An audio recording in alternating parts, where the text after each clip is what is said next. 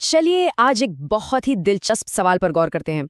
जब भी कोई नई दवा बनती है तो बुजुर्गों पर उसके परीक्षण के नियम दुनिया भर में कैसे अलग-अलग होते हैं और खासतौर पर जो ग्लोबल स्टैंडर्ड्स हैं और जो भारत का अपना तरीका है उसमें आखिर फर्क क्या है। आइए इसी को समझते हैं।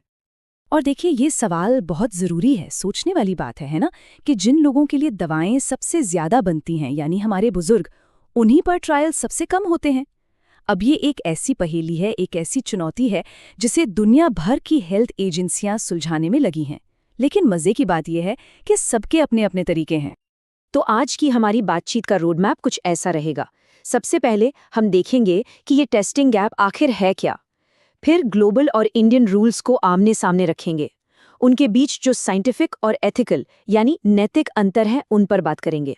और आखिर में सबसे जरूरी बात कि इन अंतरों से असल में फर्क क्या पड़ता है। तो चलिए शुरू करते हैं पहले हिस्से से, बुजुर्गों पर परीक्षण की कमी। सवाल ये उठता है कि आखिर ये एक वैज्ञानिक चुनौती है क्यों? क्यों इतना जरूरी है कि मेडिकल रिसर्च में बुजुर्गों को शामिल किया ही जाए? इसकी वजह ना बिल्कुल सीधी और साफ है। देखिए, जैसे जैसे उम्र बढ़ती है हमारा शरीर दवाओं पर अलग तरह से रिएक्ट करता है। और सिर्फ इतना ही नहीं, सोचिए कई बुजुर्ग एक साथ कई बीमारियों से जूझ रहे होते हैं, मतलब मल्टी मॉर्बिडिटी। और इसके लिए वो पहले से ही कई दवाएं ले रहे होते हैं, जिसे हम कहते हैं पॉलीफार्मेसी। अब ऐसे में जब कोई नई दवा दी जाती है तो उसका असर क्या होगा ये अंदाजा लगाना बहुत मुश्किल हो जाता है। इसीलिए ये पक्का करने के लिए कि दवा सेफ भी है और असरदार भी, बुजुर्गों पर इसका टेस्ट करना वो बेहद जरूरी हो जाता है। तो चलिए अब आते हैं मुद्दे की बात पर। ग्लोबल और नेशनल रूल्स मतलब एक ही समस्या है, लेकिन इसे देखने और सुलझाने के दो अलग-अलग फ्रेमवर्क है। देखते हैं ये कैसे काम करते हैं।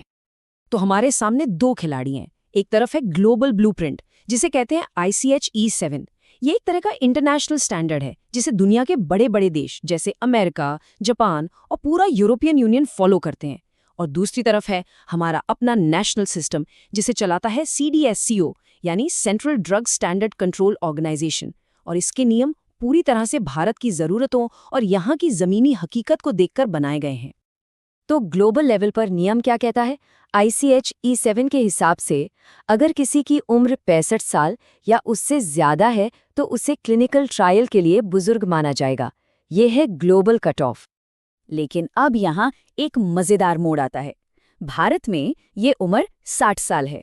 जी हाँ, पूरे 5 साल कम।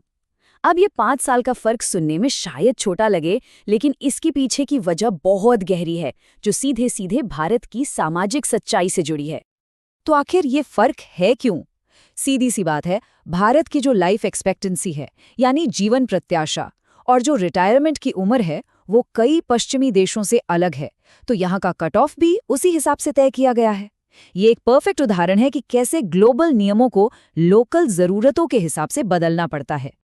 चलिए अब थोड़ा और गहराई में उतरते हैं और बात करते हैं साइंटिफिक डिफरेंसेस की, मतलब रिसर्च के दौरान किसकी प्राथमिकता क्या है, कौन किस चीज पर ज्यादा फोकस करता है। अच्छा, आगे बढ़ने से पहले एक टेक्निकल शब्द को आसान भाषा में समझ लेते हैं। फार्माकोकाइनेटिक्स, जिसे शॉर्ट में PK कहते हैं। इसका मतलब बहुत सिंपल है कि कोई दवा हमारे शरीर के अंदर कैसे सफ़र करती है, मतलब बॉडी उसे कैसे एब्जॉर्ब करती है, कैसे अलग अलग हिस्सों तक पहुंचाती है, उसे प्रोसेस करती है और फिर बाहर निकालती है। और उम्र के साथ ना ये पूरा का पूरा सिस्टम बदल जाता है। तो जो इंटरनेशनल गाइडलाइंस हैं ICH-E7, उनका मेन फोकस इसी PK स्टडी पर होता है। वो ये जानना चाहते हैं कि दवा एक बूढ़े शरीर में कैसे घूमती है, उसकी सही डोज क्या होनी चाहिए, कहीं उसका दिमाग पर या बॉडी बैलेंस पर कोई बुरा असर तो नहीं पड़ रहा। वो इस बात पर भी जोर देते हैं कि उम्र से जुड़ी आम बीमारियों वाले मरीजों को ट्रायल से बाहर ना रखा जाए। और वहीं अगर हम भारत की बात करें तो CDSCO का फोकस ज़्यादा प्रैक्टिकल है, मतलब असल जिंदगी की उलझनों पर। यहाँ इस बात पर ज़्यादा जोर दिया जाता है कि अगर कोई इंसान पहले से ही कई बीमारियों से परेशान है, कई तरह की दवाएं ले रहा है, तो ये नई दवा उन सबके साथ मिलकर क्या असर दिखाएगी। यहाँ फोकस है कमज़ोर आबादी को बचाने पर और ये पक्का करने पर कि ट्रायल्स में उनकी सही नुमाइंदगी हो। अच्छा, साइंस की बात तो हो गई, अब आते हैं एक और बहुत ज़रूरी पहलू पर, एथिकल चैलेंजेस यानी नैतिक चुनौतियाँ। आखिर अलग अलग जगहों पर ट्रायल में शामिल लोगों की सुरक्षा के लिए क्या-क्या सोचना पड़ता है। ग्लोबल लेवल पर देखें तो सबसे बड़ी नैतिक चिंता होती है व्यक्ति की दिमागी हालत को लेकर। मतलब क्या वो इंसान जो ट्रायल में हिस्सा ले रहा है वो पूरी तरह से समझकर हाँ कह रहा है, खासकर तब जब उसकी याददाश्त कमजोर हो रही हो। और इस ट्रायल का उसकी ओवरऑल क्वालिटी ऑफ लाइफ पर क्या असर होगा, ये भी एक बड़ा सवाल होता है। लेकिन भारत में नैतिक चुनौतियां बिल्कुल अलग हैं और ये हमारी सामाजिक सच्चाई से जुड़ी हैं।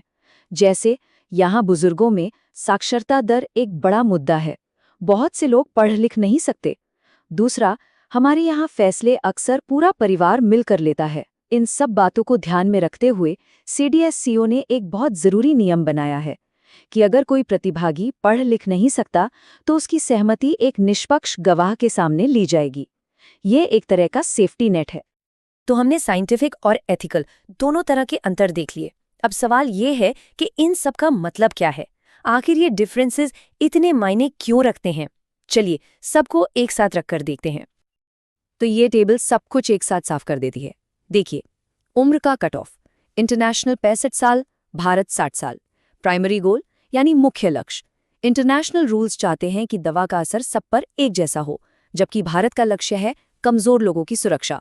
साइंटिफिक फोकस, बाहर फार्माकोकाइनेटिक्स पर जोर है, तो भारत में एक साथ कई बीमारियों और दवाओं के इंटरैक्शन पर। और आखिर में एथिकल चैलेंज, ग्लोबल चिंता है दिमागी हालत को लेकर और भारत में चुनौती है निरक्षरता और सामाजिक फैक्टर्स। तो इससे हमें क्या समझ आता है? सीधी सी बात है कि अच्छा रेगुलेशन वो नहीं है जो वन साइज फिट्स ऑल हो। ये जो अंतर हम देख रहे हैं, ये कोई कमी नहीं है, बल्कि ये जरूरी बदलाव हैं। असली चुनौती तो यूनिवर्सल साइंटिफिक सिद्धांतों और लोकल यानी जमीनी हकीकत के बीच एक बैलेंस बनाने की है। और यहीं पे हम एक बड़े सवाल के साथ इस चर्चा को खत्म करते हैं।